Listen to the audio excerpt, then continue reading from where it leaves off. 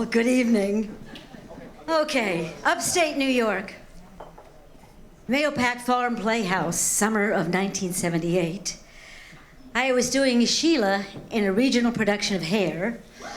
Yeah, complete with the nude scene. Great for the locals. So, the stage manager brings back a lovely flower arrangement for me before the show, and it has a card in it, and the card says, to Susie, Mahopac Farm Playhouse today, Broadway tomorrow. And I thought, oh, that's so sweet. It'll never happen. So a few months after the show had closed, I noticed there was an ad in Backstage for a new Broadway show called Rockabye Hamlet, and they were looking for female singers. So I thought, well, I'll just get on the train and go down to the city, and I did, and I went to the Minskoff Theater, which at that time was the largest and newest Broadway house, seated 1,800 people, 3 times the size of a normal Broadway house. And I walked through the stage door, and I signed up for the audition, and I walked into this room that had 300 other female singers. Well, when my number came up, I did everything wrong. I walked onto the stage with the ghost light, and I kind of looked around, and then I walked to the edge of the stage and squinted and tried to see who was out there. Then I backed up and I sang the bridge to Easy to Be Hard, which is in the show I had just done. And then after I finished, there was a voice that came out of the darkness. It said, do you have another song? Another song? Was I supposed to bring a second song? I didn't know that. I said, well, no, I don't have any other music, but I could sing a cappella. And they said, okay, what? And I said, Joni Mitchell's Woodstock. And they said, okay. So I'm looking around at this vast, dark space thinking, oh, I have to fill this space with my voice. Well, it came upon the child of God who was walking along the road, and I asked him, where are you going? And this he told me. Well, when I finished, the voice from the dark said, could you come to the callback and please see the stage manager on the way out? So as I walked up to the stage manager, he looked me up and down and he said, that's an awfully big voice coming out of an awfully small body. 20 pounds ago, 25. Okay, 30. So, of that day, 300 singers, I was the only one that was called back.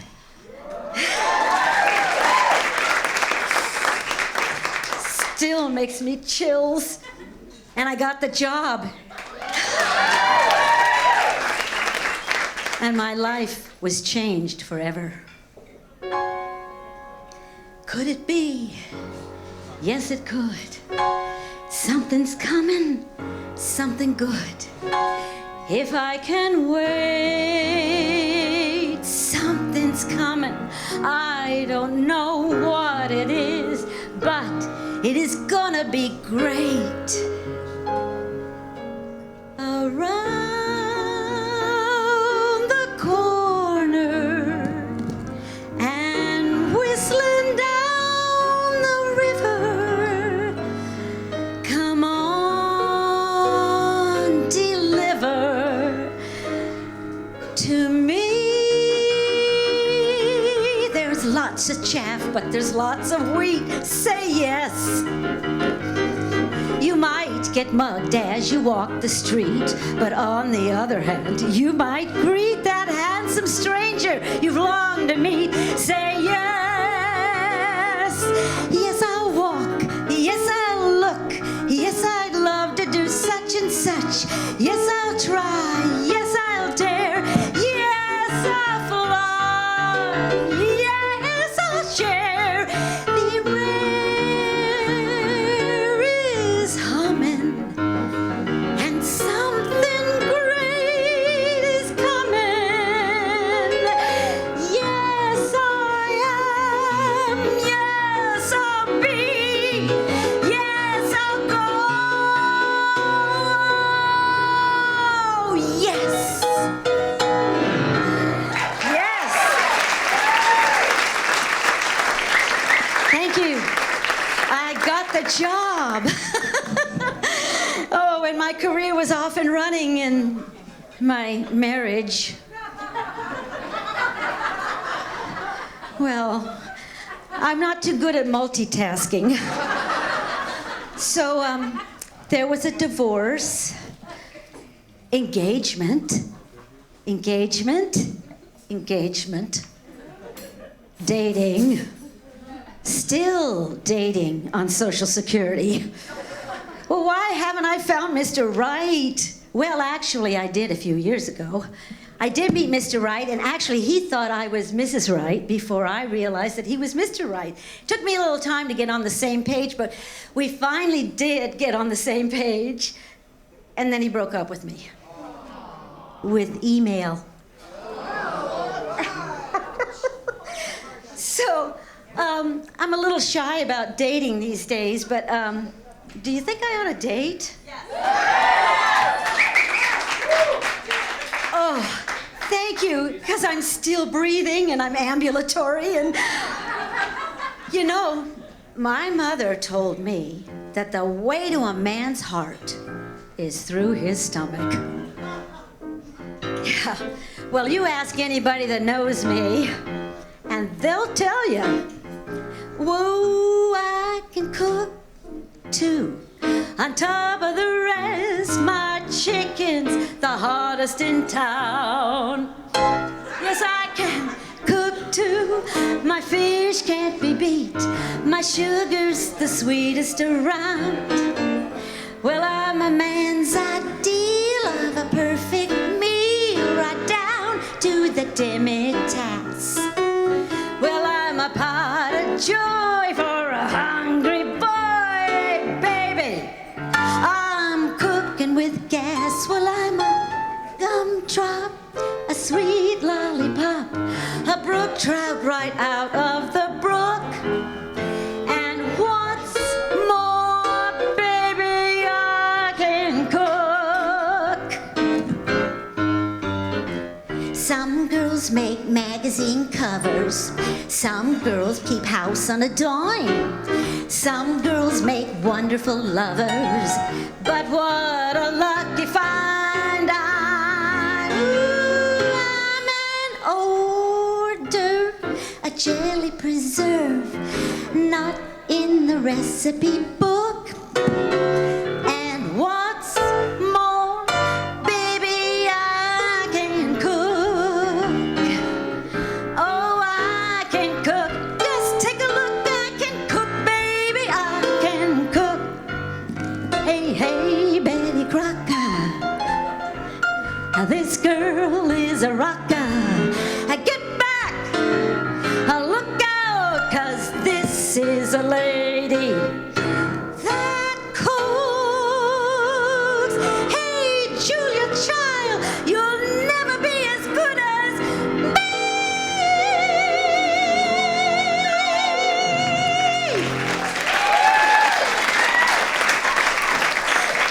Thank you.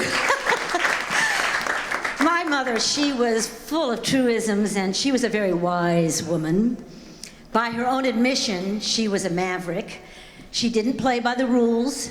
She was a law unto herself, and she did not follow the trends, she set them. Now, she was dealt a really heavy hand when she was 2 years old because she was a victim of the polio epidemic of 1917 in Philadelphia. But that really shaped and solidified in her mind that she was going to do, no matter what her heart wanted to do. And so, as a child, she loved horses. And she wanted a horse. She was horseback riding all the time, and it drove the family crazy because they were sure something untoward was going to happen to her. But she rode horses her whole life and actually became an accomplished equestrian. And as a matter of fact, at 78 years old, she was voted Female Athlete of the Year in San Gabriel Valley. So don't say, yeah. Now, by profession, she was a therapist, and she dedicated her life to helping people.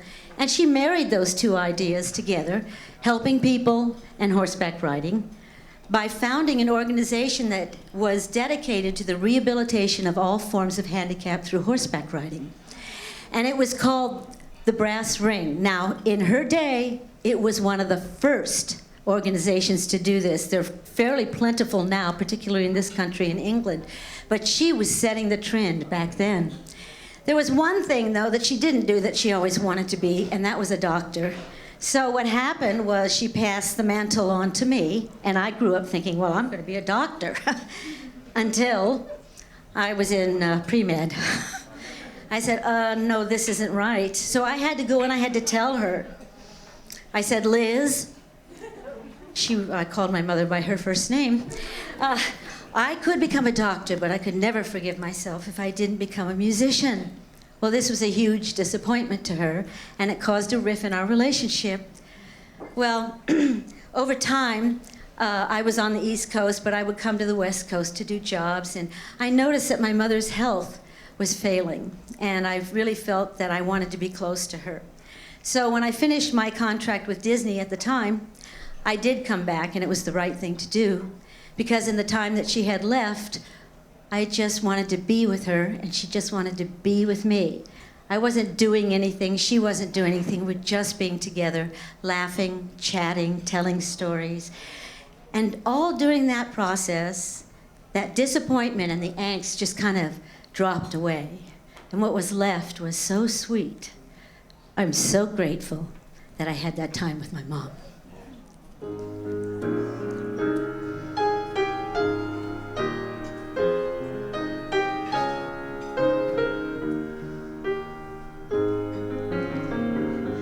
I have lived a life of promise, a victim of my past, as a victim of a victim of a victim. Seems my parents left traps that hold me fast, and they still catch me even when I think I've licked 'em. And I blame them and I fought them, but I never understood. All they really did was did the best they could. Is there a way to rise above if I look at them with love, and I look at them full honest in the face? Can I make my peace at last with the pieces of my past, and enfold them in Impossible's embrace, and enfold them in forgiveness's embrace?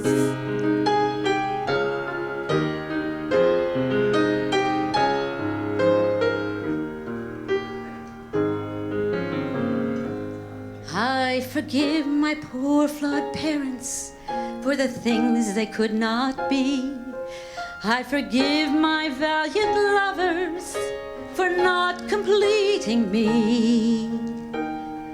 And the hardest thing of all, I forgive myself the sin of not being all I planned or all I thought I should have been. But there's an alchemy in time, transforms each grief and loss and scar into the precious stuff of who we are. And there's a way to rise above if you look at them with love.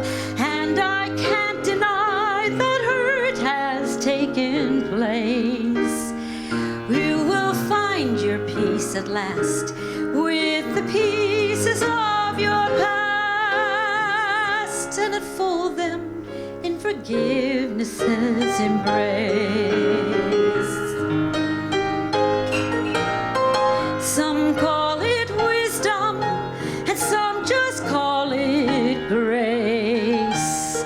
When you take your peace at past with the pieces of your past, and enfold them in forgiveness's embrace, and enfold them. I will enfold them.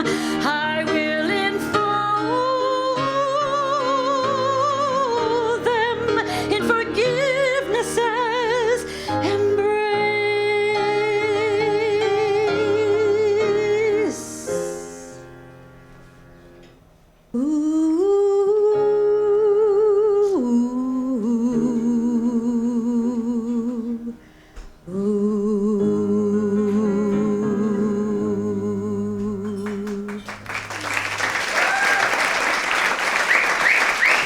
Thank you, and thank you, Mom.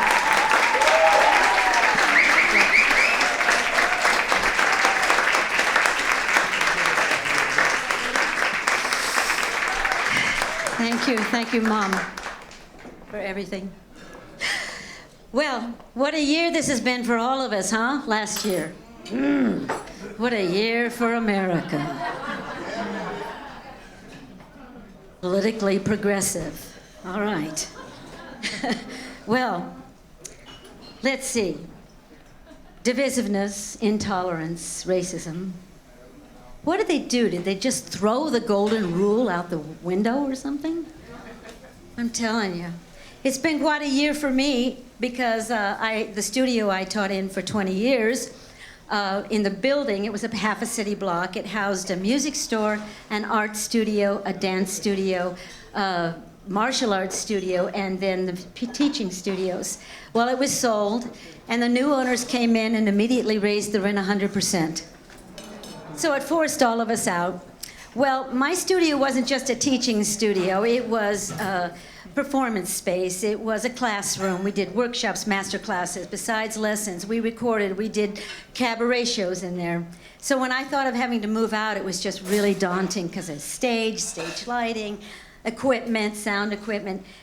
And what happened was that people just came forward. They just offered to help. My extended family, my sister, parents of students and grandparents of students, and they just stayed with the process and lugged boxes and packed boxes and moved them to a storage until the whole thing was done. I could never have done it without these people. So what I'm learning, and I'm sure we're all learning this, is that what it really is, with all the disasters we've seen, with the government shutdown, it's people helping people. I'm so grateful for all the help people have helped me with. My best dressed preacher, a plain self-taught teacher. The world's more confusing for him than for you. He's not well read and perhaps not well bred, but he said something once, and I believe that is true. Live and let live, love and be loved, give and it shall be given. Seek and you will find. Open the door to your heart and open it wide, 'cause someone is standing outside.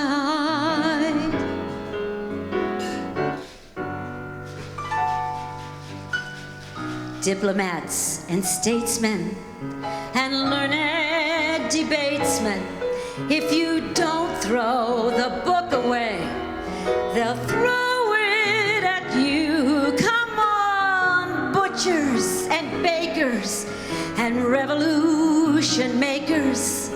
It's been long since written, and I believe that is true.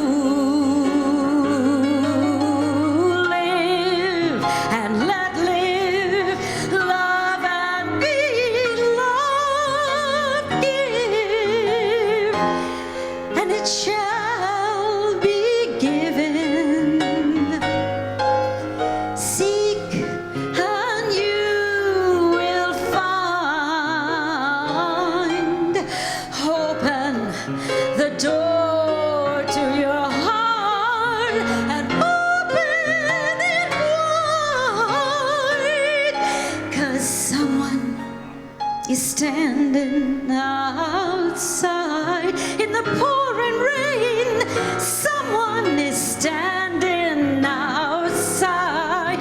Will you ease his pain? Someone is standing outside.